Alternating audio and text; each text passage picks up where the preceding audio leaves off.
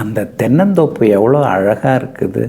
ஏகப்பட்ட தென்னை மரம், எல்லாத்துலேயுமே இளநீர் நிறைய காய்ச்சிருக்குது. பார்த்தாலே ரொம்ப பரவசமாக இருக்குது. அதை விட அந்த மாந்தோப்பை பார், அதில் எத்தனை கிளிகள் கத்தின்னு இருக்கு பார். கிளிச்சத்தம் கேட்டே ரொம்ப நாள் ஆகுது.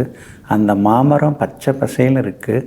அதில் அந்த பச்சை கிளி பறந்து போய் உட்காந்து கீன்னு கத்திக்கிட்டு அந்த மாம்பழத்தை கொத்துற அழகே அழகு தான்.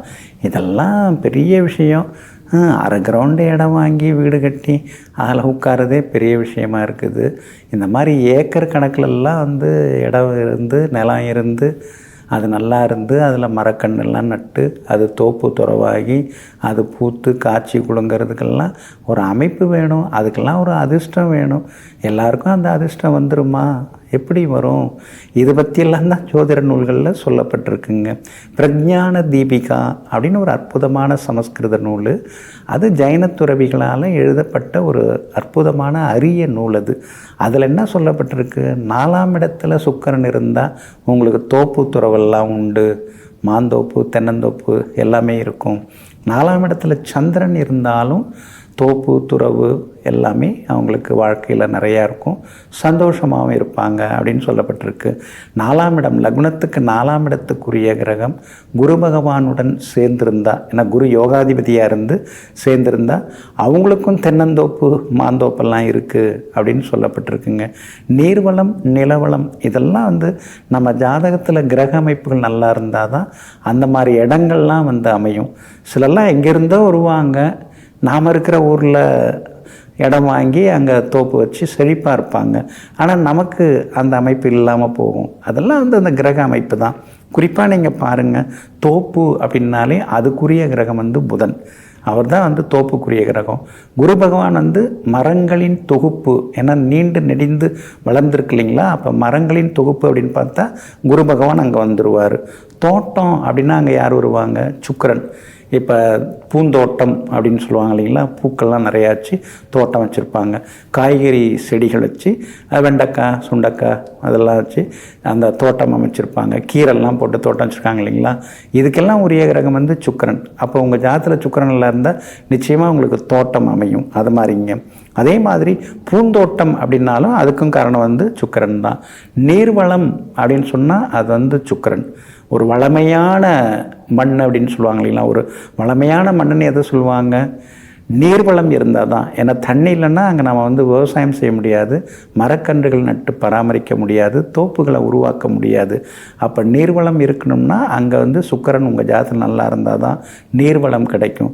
சிலர்லாம் 2000 அடிக்கு மேலே போர்வெல் போட்டாச்சுங்க, ஆனால் தண்ணியே கிடைக்கல அப்படிம்பாங்க. சிலர்லாம் கிடைச்சிருக்குங்க, ஆனால் உப்பு தண்ணியாக இருக்குது, சவுறு தண்ணியாக இருக்குது அப்படிம்பாங்க.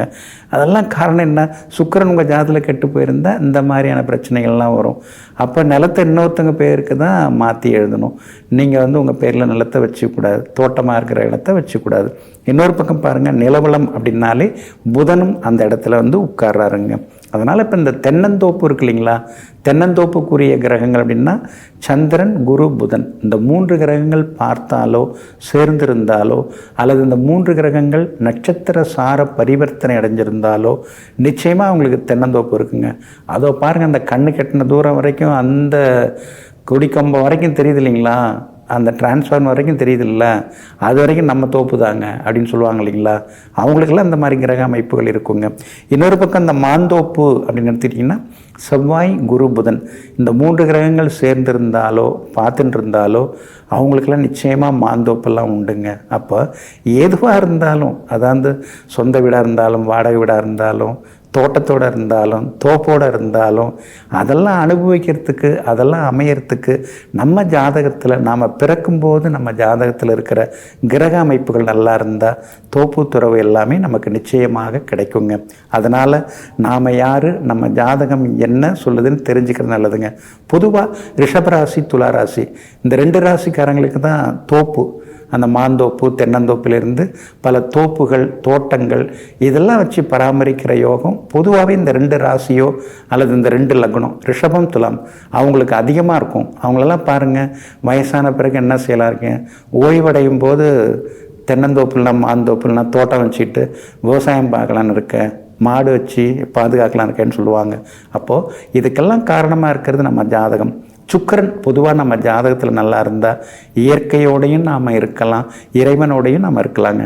நெஞ்சிற்கினியவர்களே, சோமவாரமாகிய இன்றைய நாள் உங்களுக்கு அனைத்து சௌபாக்கியங்களையும் அள்ளித்தரும் அதிர்ஷ்டகரமான நாளாக அமையட்டும். மீண்டும் நாளை காலை சந்திப்போம். நன்றியுடன் உங்கள் ஜோதிட முனைவர் KP வித்யாதரன். வணக்கம்.